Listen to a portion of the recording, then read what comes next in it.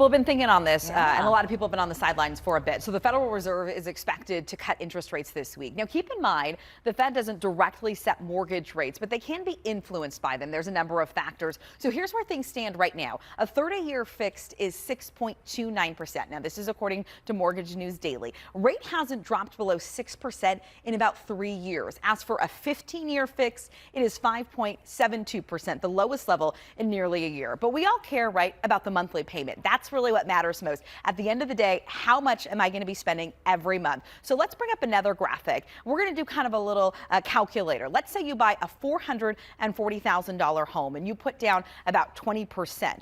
If we've got that graphic up, we're going to wait. But back in January, your monthly payment would have cost you about $2,700 or so a month.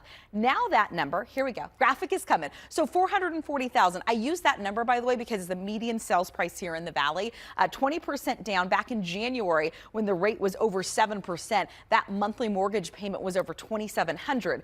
But this month, with a rate of about 6.29%, that mortgage monthly payment would be about $2,500 a month, right? So even over 7-8 months or so, that average payment would save you about $200 a month. That just gives you an idea of how the rate can really impact your payment and the bottom line and what you're spending a month. We also talked to longtime mortgage banker Matt Baker about where he expects rates to go and increasing demand to refinance. He says most economists are predicting rates will fall below 6% sometime next year. He's thinking maybe springtime.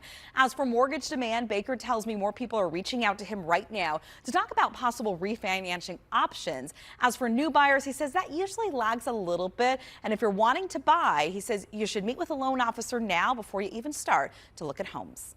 You can't really lock a rate in anyway until you're under contract on a home. So just having the strategy in place when you go out and shop and knowing where the market is and how to take advantage of certain factors, like in this market, buyers have a little bit more power. They can ask for the seller to contribute towards closing costs. They can use things like temporary buy downs or to buy the rate down permanently. All of those strategies are what we're talking about when we have those pre-purchase consultation meetings.